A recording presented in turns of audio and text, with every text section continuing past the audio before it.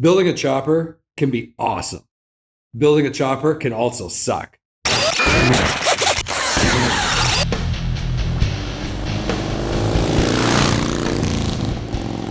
Now, we haven't had a chance to really introduce you to the chopper that we've been building. This is a 1966 Triumph chopper with a hardtail. There's kind of a backstory with this bike.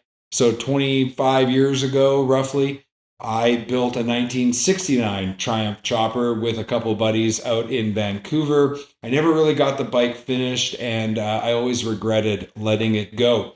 So a couple of years ago, I decided that I was going to start looking for that 1969 Triumph, see if I could find it. Couldn't figure out where it is and who owned it.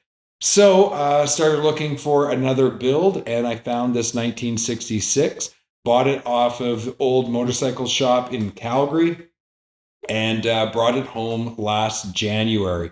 When we got it, you'll see from the pictures on the screen, it was basically just a roller. The motor was in it, but it was just a roller. We took it right down to the frame, and we rebuilt the whole bike, and I'm just about done.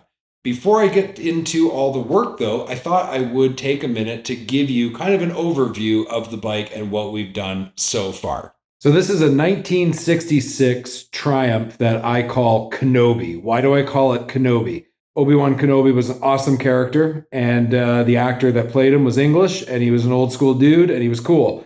And so I thought this is an old English bike, and Kenobi just sounded like a really cool name for it. Obviously, it's undergone quite a transformation. Let's go through some of the major changes. First of all, let's start with the front end. It has a completely different front end. Believe it or not, this is a Bombardier Can-Am dirt bike front end. And actually, if you see right there, you can see the Bombardier stamp on the glider. I put a Harley fender on it and a 21-inch rim. It does have drum brakes, oh boy, that are vented, which are pretty cool. And then we put the 12-inch Mini 8s on there, which just completes the look. Went with a Harley Sportster gas tank, and then we relocated the coils right underneath there on the frame, and we did electronic ignition. I also installed these pipes, which are called TT pipes, and that is so that it will fit underneath the bike. And then we cut pipe off of another set of pipes we had, and we made the tips, which I'm pretty proud of. I think that looks really, really good. The bike also had the sprung seat added, and we did this custom oil tank, which has kind of got that cool texture and design to it, which I really like. As you can see, I got one carb off right now, just rebuilding the carbs. And it's got the original power plant. So this is a frame matching, engine matching bike. And it is a 650 twin with a 4-speed transmission. And the engine and transmission is all one piece. It's all one unit. And now, as you can see, it is a hardtail, which just really makes the bike kind of have that chopper look. Originally, too, when I got the bike from old motorcycle shop in Calgary, it was a roller. It had the engine and transmission in it. But obviously, it's come a long way. And they had put forward controls on it, which I don't like on a hardtail. So I went with Lowbrow Customs mids, and that worked out really good. I had to do a custom rear brake rod, as you can see right here. So that worked out pretty good, too. Lowbrow Customs also supplied the cloth-covered wiring for the rear brakes, which is really good. Kind of has that old school chopper look, which I like. Let's see. On the rear here, we did the Harley Tombstone taillight and license plate holder, which works out. Overall, I just like the stance of the bike. I like the look of the bike, and that's my chopper. Let's talk a little bit about some of the things we've had to go through, though, building this chopper. I don't know if you've ever built a chopper before, but one of the biggest problems I've experienced building a chopper is that I am not like a master fabricator, and none of the parts work together. And that has been so frustrating. Every single time I bought a part, it either would fit, but then it wouldn't integrate with something else, or it didn't fit the way it was supposed to stock, and we had to do something to fix it. it just is like, if you haven't built a chopper before and you're thinking about building a chopper, here's my advice to you. Be prepared to be a problem solver. You're going to basically just have one problem after another.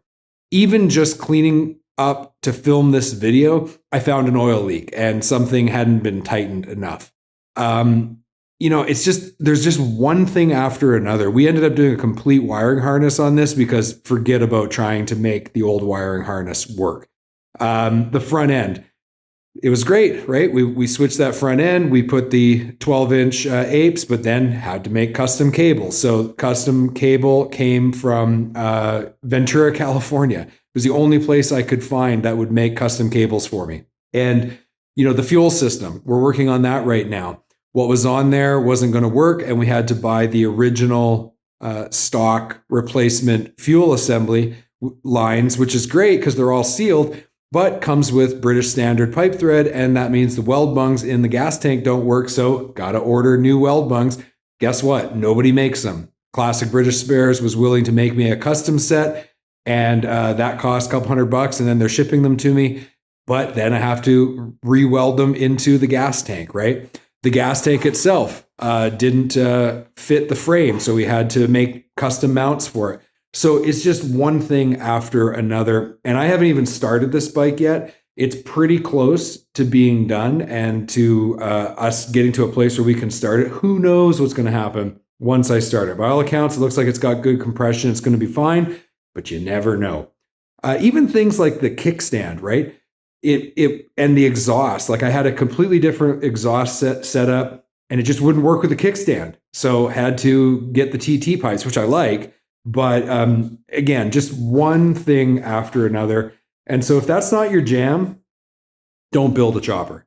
If you are more of like let's do upgrades and let's do everything, maybe it's an aftermarket part, but it's to OEM spec and it's going to just bolt right in where the OEM part is, that's more your jam, then stick to that. Tackling a chopper is a big undertaking. It takes a lot of patience and you have to be a problem solver. But as I said in the intro of this video, they're so dang cool when they're done. And so I guess if you love it and you're willing to put the time in and you're willing to, painstakingly go through and solve each problem, eventually you get something that you can be extremely proud of and that you can really enjoy. Another thing is that I don't think there's a lot of money in choppers. So from everything I put into this bike, I would say that for every dollar I put into it, I might only be able to get about 50 to 75 cents back out if I sold the bike.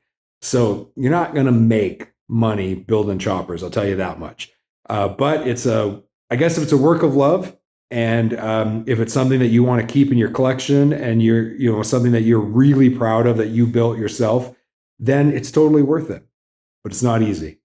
So that's our intro video for the 1966 Triumph chopper that we call Kenobi.